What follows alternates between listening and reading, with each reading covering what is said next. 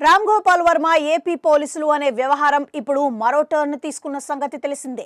వర్మ కోసం పోలీసులు 2 రాష్ట్రాల్లో 3 ప్రాంతాల్లో 6 బృందాలుగా అవిరామంగా వెతుకుతున్నారని కథనాలు రాగా, తాను మాత్రం హైదరాబాద్లోని తన ఆఫీస్ ఆర్జీవీ డెన్లోనే ఉన్నట్లుగా చెబుతూ బుల్లితెరపై ప్రత్యక్షమయ్యారు. ఈ సందర్భంగా వరుసగా ఇంటర్వ్యూలు ఇచ్చారు.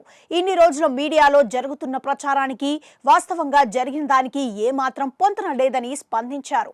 అసలు తనపై నమోదైన కేసులో పెట్టిన సెక్షన్లలో ఏది తాను సోషల్ మీడియాలో చేసిన పోస్టుకు అర్హమైనదో తనకు అర్థం కావడం లేదన్నట్లుగా కామెంట్ చేశారు.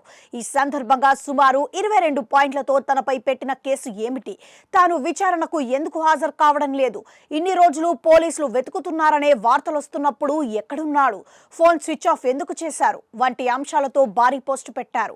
ఈ నేపథ్యంలో తాజాగా మోడీ అమిత్ షాలను ట్యాగ్ చేస్తూ ఓ ట్వీట్ చేశారు.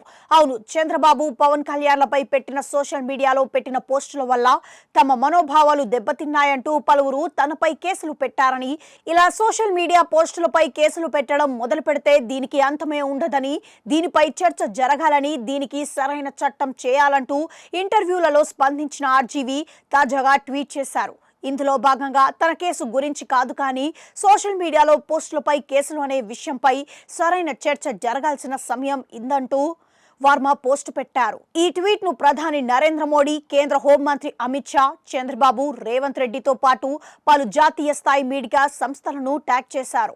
ఈ సందర్భంగా సోషల్ మీడియాలో పెడుతున్న పోస్టులు తీవ్రమైనవి ఏమిటి, వాటిని ఎవరు నిర్ణయిస్తారు, ఎలా నిర్ణయిస్తారు, అసలు అవి అభ్యంతరకరమైన పోస్టులలాగా ఎలా నిర్ణయించబడతాయి అంటూ పలు ప్రశ్నలు లేవనెత్తిన ఆయన దీనిపై సరైన చట్టాలు రూపొందించాలని, అందుకే ఇదే సరైన సమయమని పోస్టులో పేర్కొన్నారు.